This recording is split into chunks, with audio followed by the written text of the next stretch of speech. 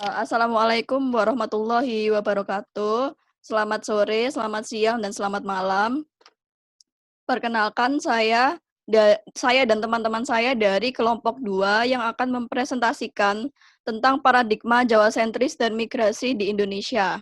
Sebelumnya perkenalkan, nama saya Rana Adiela Wijaksono dan ada keempat teman saya yang bernama Agnesia Maharani, Risma Fahrela, Rifki Amalia, dan Alvina Azizia. Ya, di sini kami akan membahas 3 subpokok pembahasan. Subpokok pembahasan yang pertama ada paradigma mengenai Jawa sentris terhadap arus migrasi Indonesia. Yang kedua, ada dampak adanya paradigma Jawa sentris terhadap arus migrasi. Yang ketiga, ada upaya yang dilakukan untuk menghapus paradigma Jawa sentris. Selanjutnya akan dilanjut oleh teman saya Agnesia Maharani.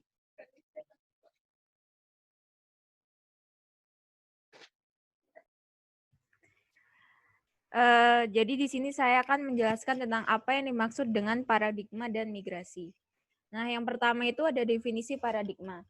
Menurut Ritzer, pada tahun 1981 menyatakan argumentasinya bahwa paradigma adalah pandangan yang mendasar dari para ilmuwan atau peneliti mengenai apa yang seharusnya menjadi kajian dalam ilmu pengetahuan, apa yang menjadi pertanyaannya, dan bagaimana cara menjawabnya.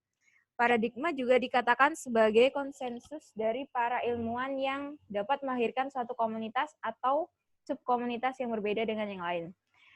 Yang kedua ada definisi migrasi. Pengertian migrasi menurut Lee pada tahun 1966, migrasi adalah perubahan tempat tinggal yang permanen atau semi permanen dengan tidak ada batasan mengenai jarak yang ditempuh. Lee juga menekankan adanya perubahan tempat tinggal yang dilakukan secara sukarela atau terpaksa, baik terjadi antar negara ataupun masih dalam suatu negara.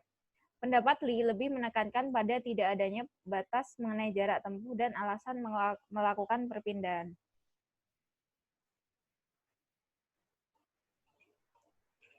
Nah, yang kedua ini ada contoh kasus nyata akibat adanya paradigma Jawa sentris. Nah, paradigma Jawa sentris dan dampak terhadap arus migrasi. Jawa sentris merupakan istilah yang digunakan untuk merujuk pada sifat kecenderungan masyarakat untuk melakukan segala bentuk aktivitas atau pekerjaan dalam satu wilayah saja, yaitu berpusat pada Pulau Jawa.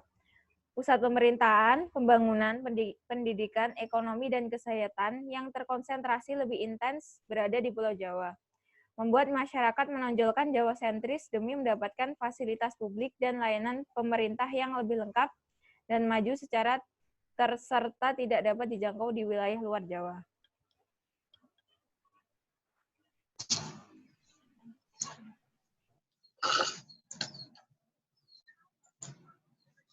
Selanjutnya ada faktor yang menyebabkan individu melakukan migrasi ke Pulau Jawa, yaitu yang pertama faktor ekonomi.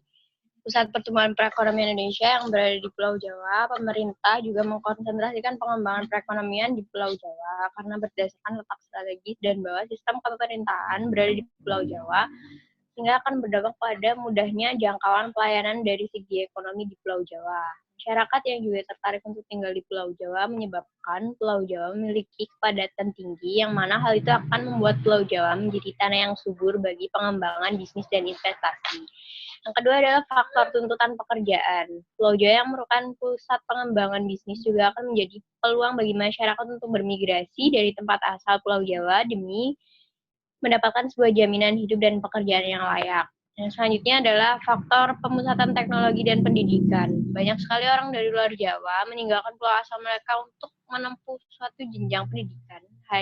Karena standarisasi pendidikan di Pulau Jawa jauh lebih baik dari pulau-pulau lain di luar Jawa yang sistem pendidikannya masih tertinggal dengan sistem pendidikan di Jawa.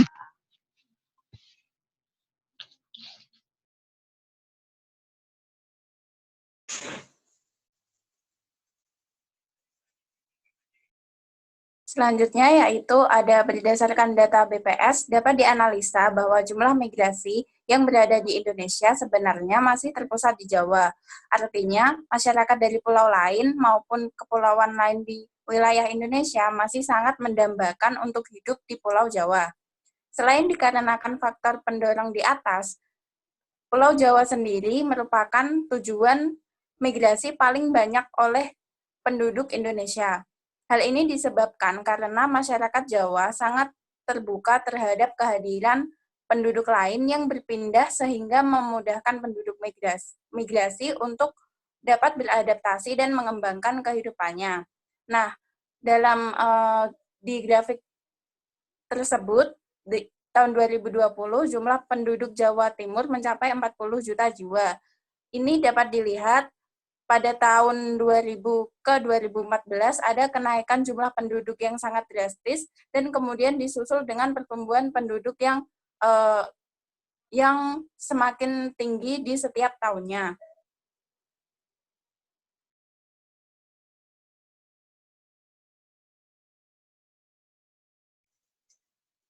Oke, lalu selanjutnya adalah dampak akibat dari adanya paradigma Jawa sentris. Yang pertama adalah adanya kekhawatiran tentang kesenjangan pertumbuhan ekonomi setelah melihat laju pertumbuhan ekonomi Indonesia antara kawasan barat dan timur yang tidak seimbang. Menurut Badan Pusat Statistik, pada pekan lalu menyatakan pertumbuhan ekonomi Indonesia sepanjang kuartal 1 2019 sebesar 5,07%. Kontribusi terhadap produk domestik bruto atau PDB terbesar masih terdapat di Pulau Jawa, yaitu sebesar 59,03%. Nah, yang kedua, adanya fasilitas pendidikan, kesehatan, dan pembangunan infrastruktur yang tidak merata. Pemerintah masih terfokus pada kemajuan sarana dan prasarana pada Pulau Jawa. Terlebih Pulau Jawa memberikan sektor PDB terbesar di Indonesia, sehingga masih terjadi adanya ketidakmerataan pembangunan infrastruktur, distribusi alat kesehatan, dan obat-obatan, serta fasilitas pendidikan yang masih menjadi PR bagi pemerintah.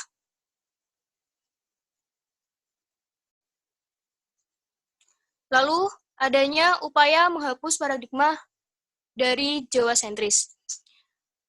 Presiden Republik Indonesia, Joko Widodo, mengumumkan pemindahan ibu kota negara akan dipindahkan ke Kalimantan, yaitu tepatnya di Kutai Kertanegara, Kalimantan Timur. Nah, pemerintah mencoba untuk mengatasi masalah pemetaan pembangunan di Indonesia yang semulanya berpusat pada Jawa atau Jawa sentris menuju Indonesia sentris dengan cara melakukan pemindahan ibu kota ke wilayah baru yang dirasa strategis di luar Pulau Jawa. Dikutip melalui berita moneykompas.com, Bambang mengatakan pemerintah harus sudah memikirkan peta spasial yang ideal untuk mendukung pemerataan, bukan hanya dari sisi ekonomi saja, tapi juga daya dukung yang dimiliki oleh masing-masing daerah. Untuk itulah, pemerintah telah menyiapkan konsep penopang ibu kota baru, yaitu pengembangan 10 wilayah metropolitan. Dari 10 pengembangan kota metropolitan tersebut, setidaknya hanya ada 4 daerah di Jawa, sedangkan mayoritas yang lainnya akan tersebar di luar Pulau Jawa. Nah, kenapa sih pemindahan ibu kota itu terjadi di Malang? Itu terdapat faktor-faktor yang melatar belakanginya. Yang pertama adalah adanya resiko bencana alam yang minimal di Kalimantan. Yang kedua, lokasi yang berdekatan dengan wilayah perkotaan. Yang ketiga, lokasi yang strategis di tengah-tengah Indonesia. Dan yang keempat adalah infrastruktur yang relatif lengkap.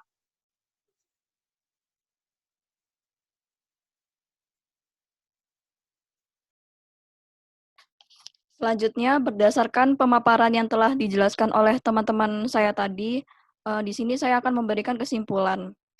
Pulau Jawa menjadi salah satu pusat berbagai macam kegiatan di Indonesia. Istilah Jawa sentris muncul karena pembangunan hanya berpusat di sana.